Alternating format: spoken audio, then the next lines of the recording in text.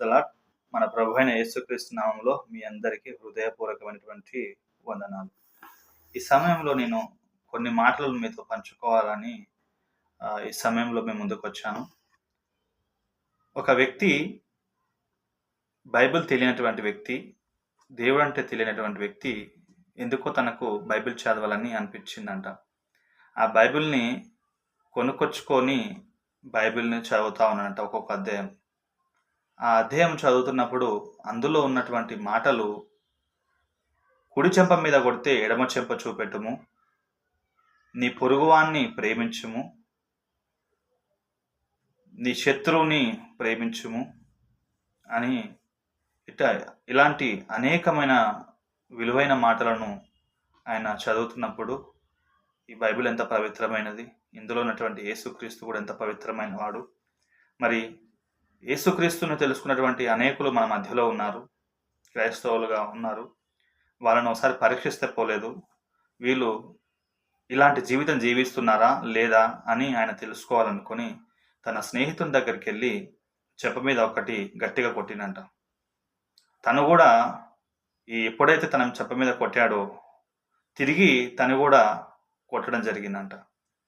అప్పుడు అతను అన్నాడంట, ఏరా, బైబిల్ గ్రంథంలో కుడి చెంప మీద కొడితే ఎడమ చెంప చూపెట్టమని ఉంది, నేను కొడితే తిరిగి నన్ను కొట్టావేంటి అంటే, ఇది బైబిల్లో ఉన్నది చదివి వినడానికి మాత్రమేనా, ఆచరించడానికి ఏం లేదా? మీరు ఆచరిస్తారేమో, దీన్ని మీరు ఎలా ఫాలో అవుతున్నారు అని చెప్పి నేను పరీక్షించాను. నేను ఎందుకు కొట్టినావు అని కూడా అడగకుండా తిరిగి నన్ను కొట్టావు. అసలు బైబిల్లో ఉన్నటువంటి మాటలు చాలా పవిత్రంగానే ఉన్నాయి, కానీ ఇందులో విధంగా జీవించాలంటే చాలా కష్టము అని ఆ మాట అనగానే తన ఫ్రెండ్ తలదించుకున్నాడంట. ఇంకో స్నేహితురాలైనటువంటి తన స్నేహితుల దగ్గరికి వెళ్ళి ఒక మాట మాట్లాడుతూ తొందరపడి కొన్ని మాటలు తూలాడంట. తన ఫ్రెండు జూలీ, తను కూడా ఎందుకు అలా మాట్లాడాల్సి వచ్చిందో తెలియక తను కూడా ఎలా పడితే అలా మాట్లాడిందంట. తనను కూడా అడిగాడంట, బైబిల్ గ్రంథంలో చెప్తున్నది ఒకటి, మీరు చేస్తున్నది ఒకటి. అందులో యేసయ్య మార్గము చాలా మంచిగా ఉంది, మాటలు చాలా మంచిగా ఉన్నాయి, మీరు అవి వింటున్నారు కానీ వాటిని పాటించలేకపోతున్నారు. ఈ బైబిల్ ఉన్నది కేవలం వినడానికి మాత్రమే అద్భుతమైన గ్రంథము, చదవడానికి మాత్రమే అద్భుతమైన గ్రంథము. ఇందులో ఉన్నది ఎవ్వరు కూడా పాటించలేరు, ఇది మనుషులకు అసాధ్యం అని చెప్పి ఆ బైబిల్ని అక్కడ చించి వెళ్ళిపోయాడంట. వెళ్ళిపోతూ ఆలోచించిందంట, బైబిల్లో ఉన్న విధంగా మనుషులు ఆచరించి దాని ప్రకారంగా నడిచిన వ్యక్తులు ఉంటే అప్పుడు మరలా బైబిల్ గురించి ఆలోచిద్దాం, యేసుక్రీస్తు గురించి ఆలోచిద్దాం, అప్పటిదాకా ఇంకేం లేదని వెళ్ళిపోయాడంట. కొద్ది రోజుల తర్వాత ఆ యవనస్తునికి పెళ్ళి అయిందంట.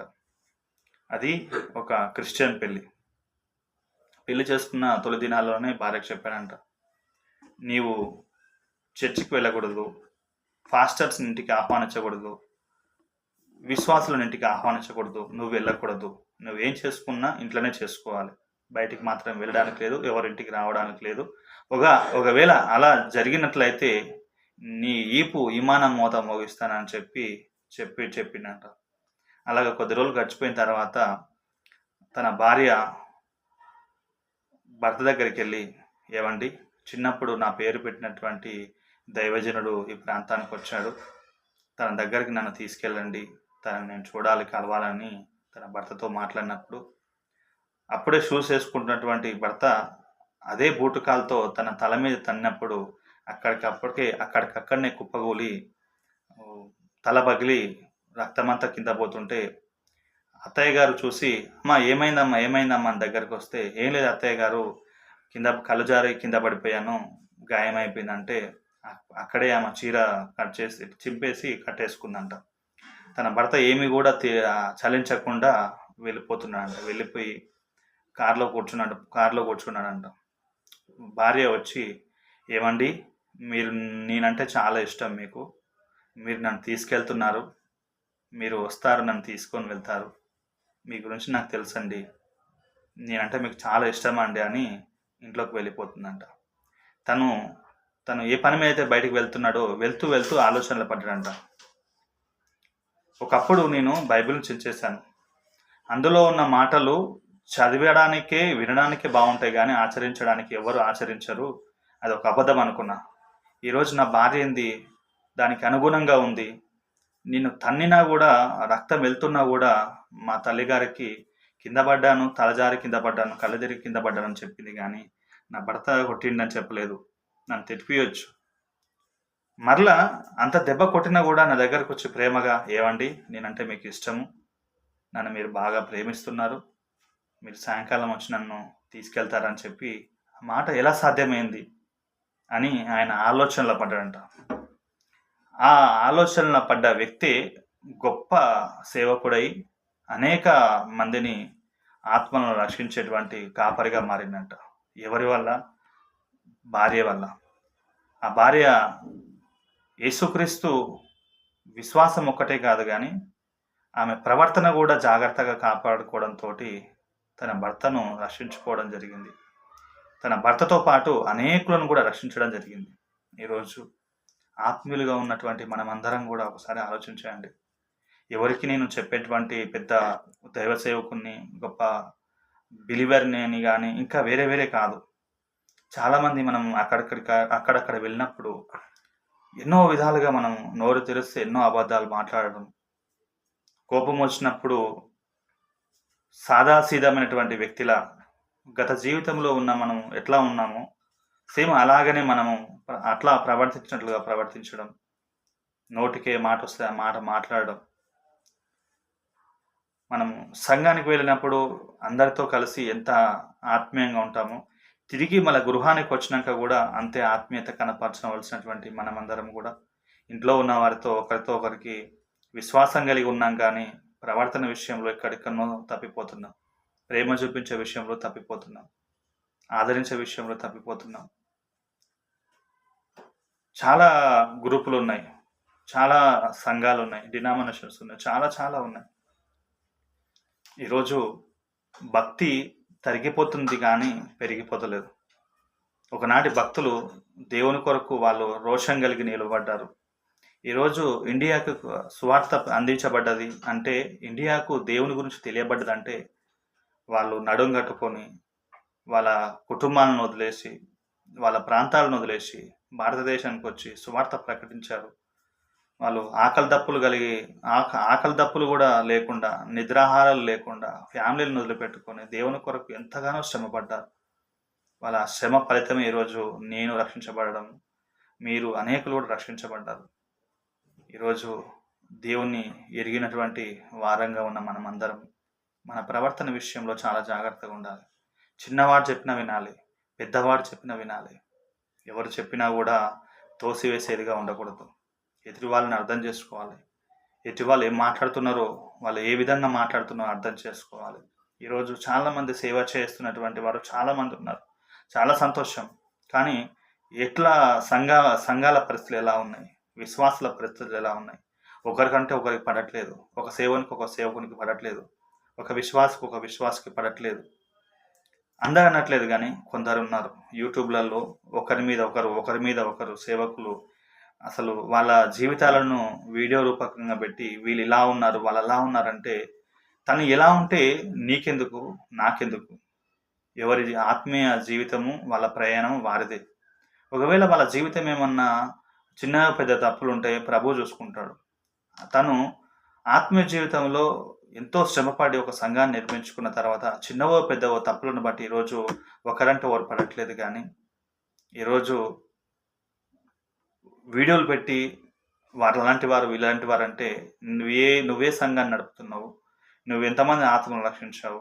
ఈ మాటలు వీడియోస్ పెట్టి వాళ్ళలా వీళ్ళెల్లా అని పెడితే అసలు ఉన్న విశ్వాసులు కూడా ఉంటారా, వెనక్కి వెళ్ళిపోతారా? ఒకసారి ఆలోచిస్తలేరు. ఇట్లా చాలా ఉన్నాయి, చాలా ఉన్నాయి. గ్రూపులలో మెసేజ్లు చాలా వస్తుంటాయి. అసలు దాన్ని చూసి చదివేటువంటి తీరిక కూడా ఉండదు. ఎందుకంటే స్క్రోల్ చేయడమే సరిపోతుంది. కనుక అందరం కూడా మంచి ప్రవర్తన కలిగి ఇకనైనా మనం మన కుటుంబంలో ఉన్న వారిని ప్రేమ కలిగి ఆదరించే వ్యక్తులుగా, గౌరవించే వ్యక్తులుగా, అర్థం చేసుకునే వ్యక్తులుగా ఉందాం. మనం దేవునికి వేరుగా ఉండి, నాకు వేరుగా ఉండి ఏమీ చేయలేరు అనేది యోహాను పత్రికలో 15వ అధ్యాయంలో ఉంది. నాకు వేరుగా ఉండి మీరు ఏమీ చేయలేరు. నాలో ఫలింపని ప్రతి తీగను తీసి బయట పారవేయును. ఇప్పుడే చెట్ల వేరున గొడ్డలి ఉంచబడి ఉన్నది. ఇలా బైబిల్ గ్రంథంలో అనేక విధాలుగా దేవుడు మనకి హెచ్చరించడం జరిగింది.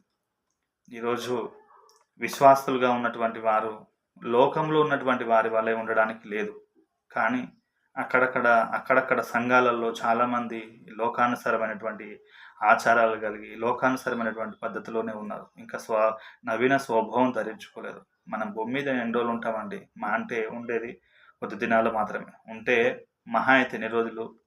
ఇంకా 30 సంవత్సరాలు కలిగిన వ్యక్తులు మహా అయితే ఇంక 20-30 సంవత్సరాలు. 40 సంవత్సరాల వ్యక్తులు కలిగినటువంటి వారు ఉంటే 10-20 సంవత్సరాలు.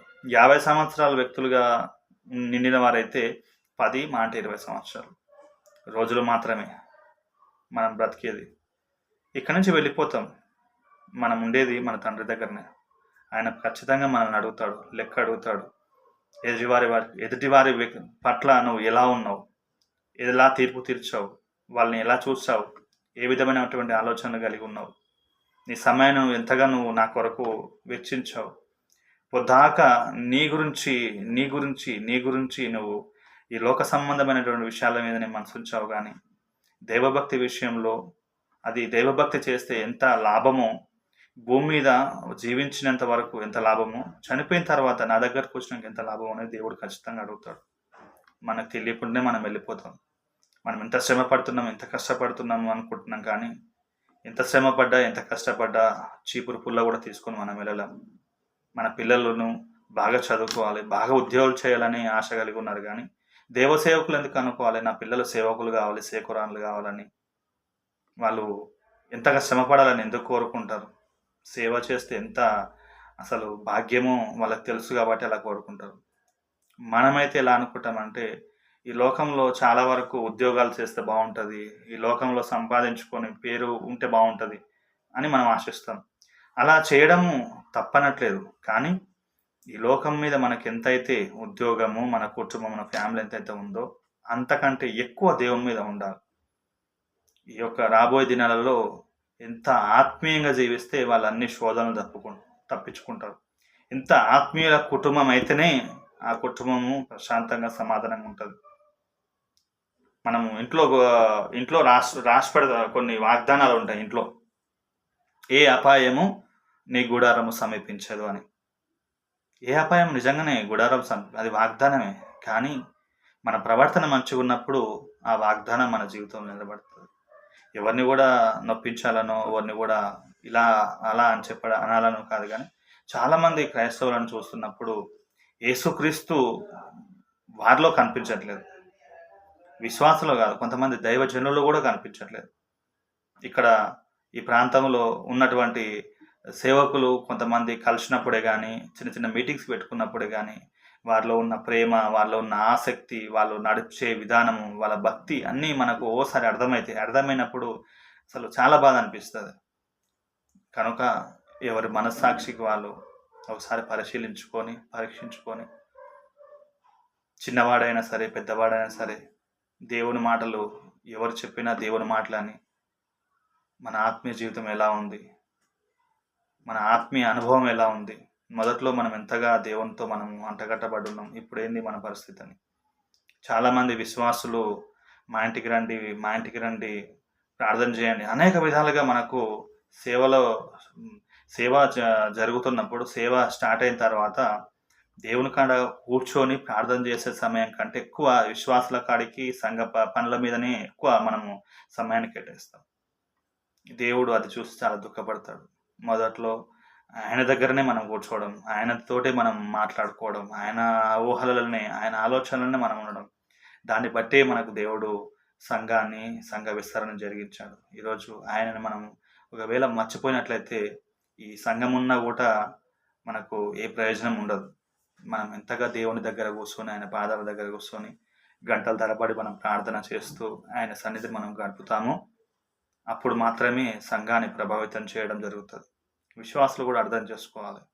ఎవరు కూడా సంఘ కాపరిని ఎలా పడితే అలా వాళ్ళ ఇష్టానుసారంగా మాట్లాడడమే కానీ, ఆలోచించడమే కానీ, మా దగ్గరికి రావట్లేదు, మా దగ్గరికి రావాలని చెప్పి ఆలోచనలు పెట్టుకోవడం కానీ జరగకూడదు.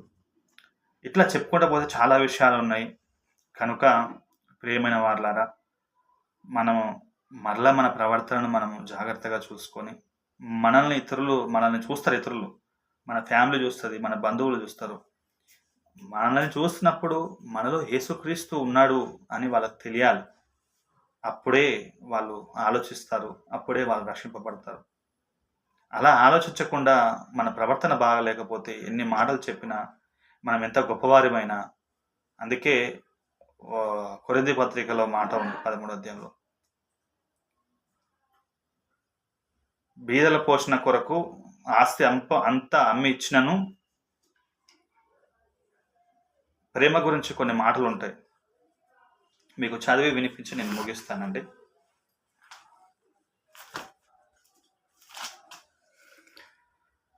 13వ అధ్యాయము మొదటి కొరింథీ పత్రిక 13వ అధ్యాయము కొన్ని వచనాలు.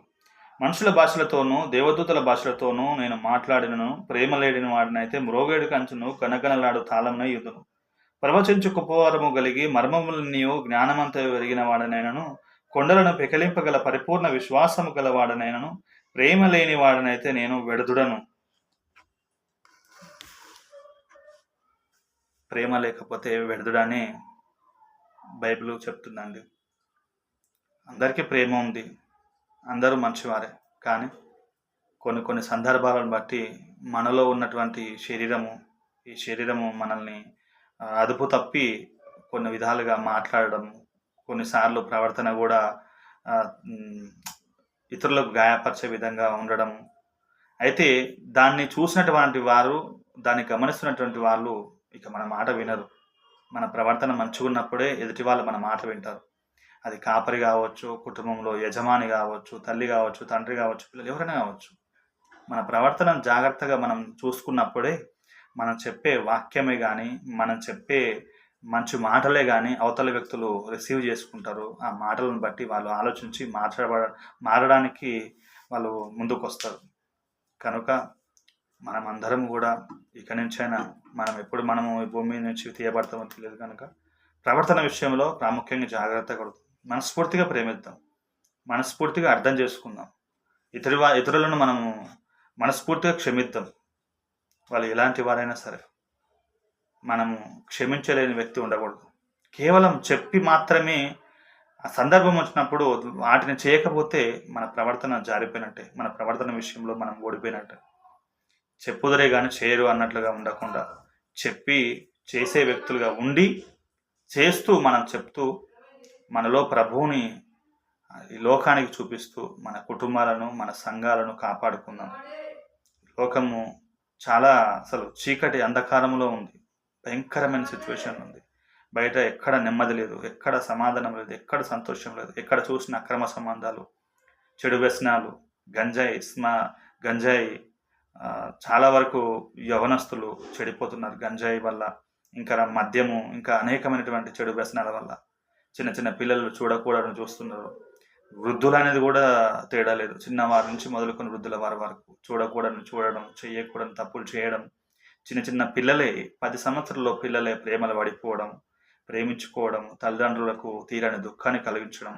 20-25 సంవత్సరాలు రాగానే చెడిపోయి అనేక విధాలుగా పాపానికి బానిసలుగా మారి చిన్న చిన్న పిల్లలు చచ్చిపోతున్నారు. ఎక్కడ చూసినా కూడా ఒక 70-80-90 సంవత్సరాల వాళ్ళు, ముసలి వాళ్ళు ఎక్కడ చనిపోతలేరు. ఏడ చూసినా కూడా 20-30 సంవత్సరాల మధ్యలో పిల్లలే చనిపోతున్నారు. కారణాలు ఏంటి? వాళ్ళు ఎంతో చెడిపోతున్నారు. చెప్పేవారు లేరు, వాళ్ళని ఆదరించేవారు లేరు. ఒకవేళ వాళ్ళు ఎదురు తిరిగి దాడి చేస్తే వాళ్ళని ప్రేమగా అర్థం చేసుకునే వ్యక్తులు లేరు.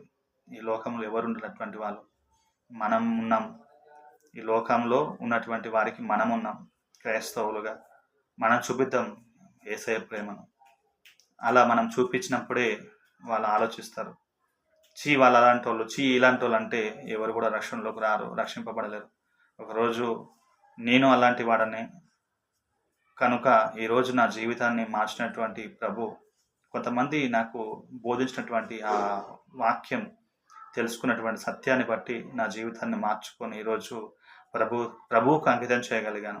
నాలాంటి వారు అనేకులు లోకంలో జీవిస్తున్నారు.